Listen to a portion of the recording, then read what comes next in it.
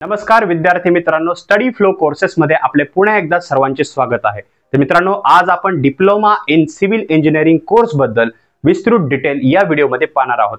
जसं की यामध्ये काय शिकवलं जातं, याचा सिलेबस काय आहे, याचा कालावधी काय आहे, कोणी हा कोर्स निवडायला पाहिजे, असे बरेच प्रश्न विद्यार्थ्यांच्या मनामध्ये असतील। हा व्हिडिओ एंड पर्यंत पहा, जेणेकरून तुमच्या सर्व प्रश्नांची उत्तरे तुम्हाला मिळून जातील। आणि चॅनलवर नवीन असाल तर सबस्क्राइब नक्कीच करा। So let's begin.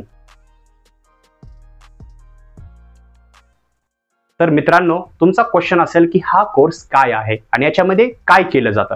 तर मित्रांनो, हा एक डिप्लोमा स्तरावरील अंडर ग्रॅज्युएट अकॅडमिक लेवलचा जो कोर्स आहे तो हा आहे।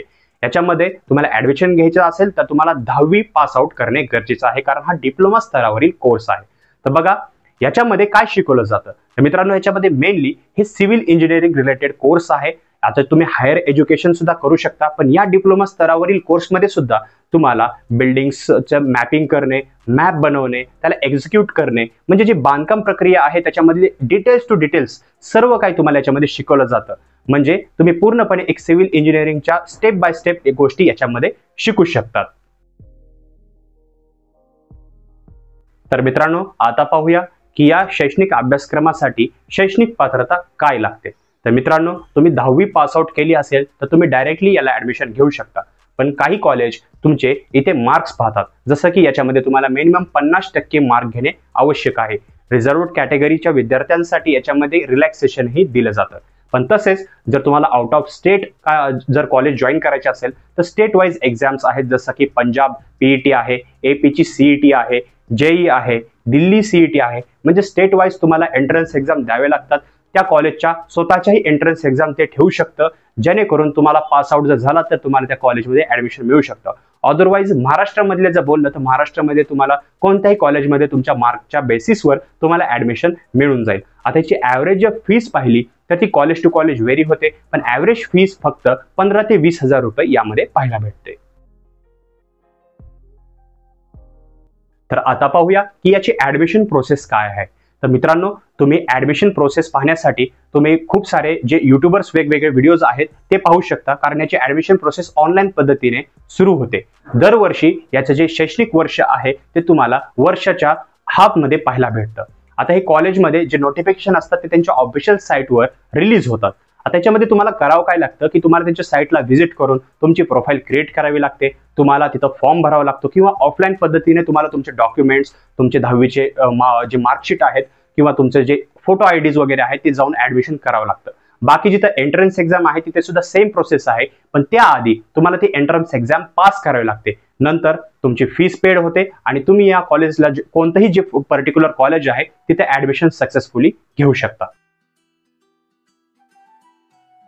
तर मित्रांनो, या कोर्सचा सिलेबस काय काय आहे ते पाहूया। तर स्क्रीनवर तुम्ही पाहू शकता याच्या सेमिस्टर वाईज याची एक्झाम घेतली जाते। म्हणजे ज्यावेळेस तुम्ही ऍडमिशन घेतात तर याचे सेमिस्टर वाईज एक्झाम होते। आता हा 3 वर्षाचा कोर्स आहे आणि याच्यामध्ये खूप सारे विषय आहेत, जसं की diploma in civil engineering semester 1 syllabus आहे, तसंच diploma in civil engineering semester 2 syllabus, applied mathematics, applied physics, applied chemistry, applied mechanics, असे खूप सारे विषय तुम्हाला या 3 वर्षाच्या पिरियडमध्ये शिकवले जातात। याबद्दल तुम्हाला विस्तृत माहिती वाचायची असेल तर याचं आर्टिकल मी डिस्क्रिप्शन मध्ये दिलं आहे, तिथे वाचू शकता, किंवा काही जर प्रश्न असतील तर कॉमेंट करायला विसरू नका। तर मित्रांनो, यामधील आता करिअर संधीबद्दल आपण पाहूया। तर मित्रांनो, हा कोर्स तुम्ही डिप्लोमा स्तरावरचा पूर्ण केल्यानंतर तुम्ही हायर स्टडीज, जसं की तुम्ही डिग्रीला ऍडमिशन घेऊ शकता, जे की सिव्हिल इंजिनिअरिंग मध्येच तुम्ही डिग्रीला ऍडमिशन घेऊ शकता, किंवा तुम्ही इतर व्यवसायामध्ये सुद्धा घुसू शकता। जसं की तुम्ही स्वतःचा जे आहे ते सिव्हिल इंजिनिअरिंग तुम्ही पूर्ण स्किल्स अडॉप्ट केलेले असतात ते स्वतःही सुरू करू शकतात। पण मोस्ट ऑफ जवळपास 99% जे स्टुडंट्स आहेत ते डायरेक्टली जे पोस्ट ग्रॅज्युएशन आहे किंवा ग्रॅज्युएशन या गोष्टींसाठी मागे लागतात। त्याच्यामुळे तुम्हीही या डिप्लोमा स्तराचा कोर्स कंप्लीट केल्यानंतर डिग्रीसाठी प्रयत्न केले पाहिजेत। हा झाल्यानंतर तुम्ही गव्हर्नमेंट एक्झामसाठी सुद्धा क्वालिफाय होतात। त्याचबरोबर तुम्ही स्वतःचा लायसन्स सुद्धा मिळवू शकता पुढे, आणि तुम्ही प्रायव्हेट लेवलला सुद्धा स्वतःचा बिझनेस चालू करू शकता, किंवा इतर ठिकाणी सुद्धा तुम्ही रोजगार मिळवू शकता। याच्यामध्ये गव्हर्नमेंट ॲज वेल ॲज खाजगी म्हणजे प्रायव्हेट सेक्टरमध्ये सुद्धा जॉब वॅकन्सीज अवेलेबल आहेत। तर मित्रांनो, लास्ट बट नॉट लिस्ट, हा कोर्स कोणी आणि का निवडावा। तर मित्रांनो, जर तुम्हाला सिव्हिल इंजिनिअरिंग या क्षेत्रामध्ये करिअर घडवायचे आहे, तुम्हाला एक सिव्हिल इंजिनियर बनायचे आहे, तुम्हाला जर आवडत असेल हे क्षेत्र, या क्षेत्रामध्ये काम करणं, तर तुम्ही नक्कीच याचा डिप्लोमा स्तरावरील कोर्स निवडायला पाहिजे जर तुमची 10वी झालेली आहे तर.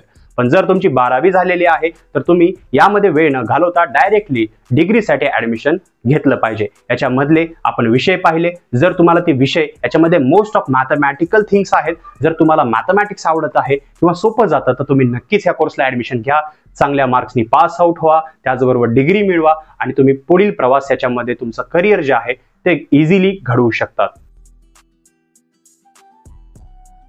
तर मित्रांनो, ही होती शॉर्टमध्ये संपूर्ण माहिती डिप्लोमा इन सिव्हिल इंजिनिअरिंग बद्दल. तर मित्रांनो, याच्याबद्दल काही क्वेश्चन्स असतील तर खाली कॉमेंट सेक्शन मध्ये नक्की विचारा. व्हिडिओ जर आवडला असेल तर लाईक करा आणि हे जर तुम्हाला सविस्तर वाचायचं असेल, याच्या डिटेल्स डीप मध्ये वाचायचे असतील तर खाली डिस्क्रिप्शन मध्ये मी वेबसाईटची लिंक दिलेली आहे, तिथे क्लिक करून तुम्ही हे आर्टिकल सुद्धा वाचू शकता. तरीही तुमचे काही क्वेश्चन्स बनत असतील तर आमचं इंस्टाग्राम पेज आहेच किंवा खाली कॉमेंट सेक्शन आहे, तिथे विचारू शकता. आम्ही 24/7 तुमच्यासाठी इथे अवेलेबल आहोत. तर व्हिडिओ पाहिल्याबद्दल धन्यवाद.